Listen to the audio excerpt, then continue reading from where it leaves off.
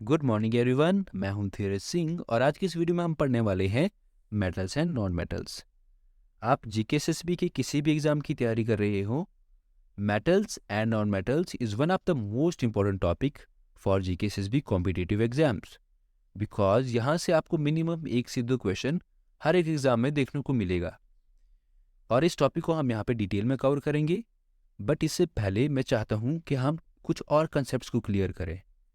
I am very much sure कि आपने matter के बारे में ज़रूर सुना होगा।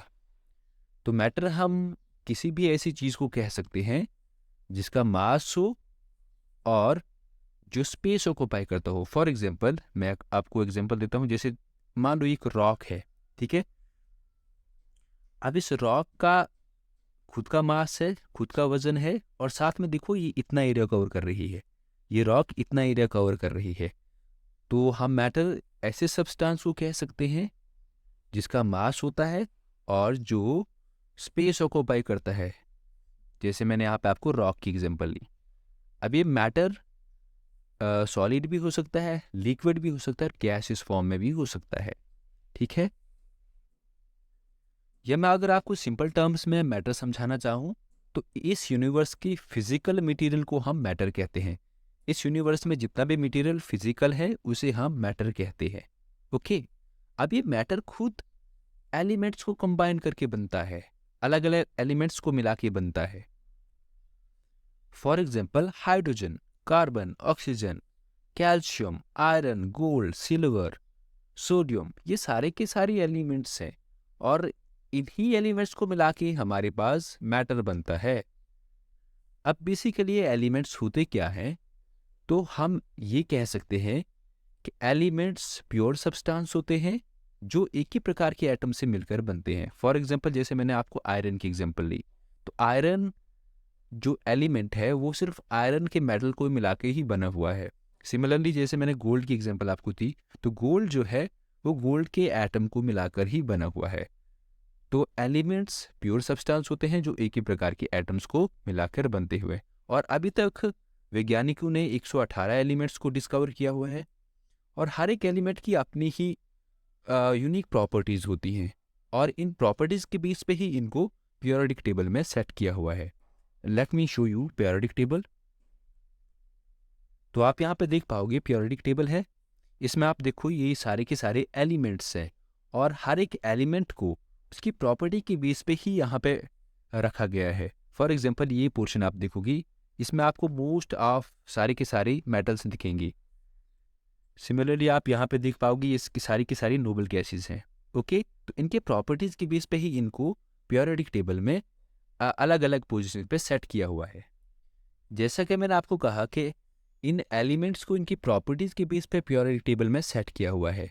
सो इन्हीं प्रॉपर्टीज के बेस पे इन्हें हमें मेटल्स एंड नॉन मेटल्स में कैटेगराइज किया हुआ है। So let me show you.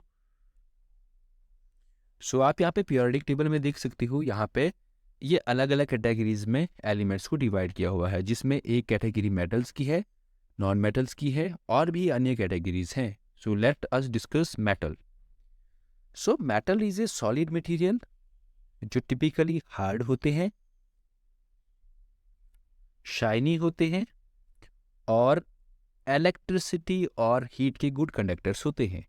हमें ये याद रखना है कि मेटल्स को हम सिंपली कैसे डिफाइन कर सकते हैं कि सॉलिड मटेरियल होते हैं, हार्ड मटेरियल होते हैं, जो इलेक्ट्रिसिटी और हीट के गुड कंडक्टर्स होते हैं। बाकी इनकी प्रॉपर्टीज भी हम आगे डिटेल में डिस्कस करेंगे, ओके। और जैसे मैंने अभी आपको पीरियोडिक टेबल दिखाया, पीरियोडिक टेबल में हमने देखा था मेटल्स को लेफ्ट हैंड साइड रखा हुआ है। Late me show you again. ये देखो आप यहाँ पे, आप देखोगी ये सारे के सारे मेटल्स हैं, ठीक है। तो इनको आप देखोगी पीरियोडिक टेबल की लेफ्ट हैंड साइड में इनको रखा हुआ है। और भी ये भी मेटल्स हैं, ऐसा नहीं है जो आप यहाँ पे देख पा रहे हो ये भी मेटल्स हैं, लेकिन इनकी कुछ अपनी प्रॉपर्टीज़ हैं। सो मेटल्स को हमने लेफ्ट हैंड साइड पे रखा हुआ है इनकी प्रॉपर्टीज़ की बेस पे, ओके। और मेटल्स का यूज़ बहुत ही ज़्यादा वास्ट है। हमारे घरों में देखो, हमारी यूटेंसिल्स मेटल से बने हुए होते हैं, हमारी वायर्स, ओके। ट्रांसपोर्टेशन में जितनी भी चीज़ें बनती हैं, हमारी व्हीकल्स देखो आप, मतलब आप लाइफ की किसी भी चीज़ में देखो metals plays an important role.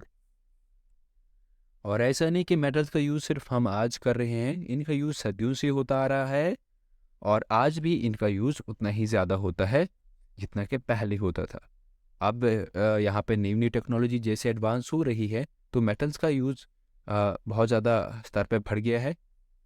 और जैसे यहाँ पे मैंने प्रॉपर्टी लिखी हुई है, इलेक्ट्रॉन लूज़ करते हैं, तो जब भी ये किसी मेटल या नॉन मेटल के साथ कंबाइन होते हैं, तो ये हमेशा इलेक्ट्रॉन लूज़ करते हैं, जिसकी वजह से ये पॉजिटिवली चार्ज रहते हैं और तभी ये गुड कंडक्टर्स ऑफ इलेक्ट्रिसिटी बन जाते हैं।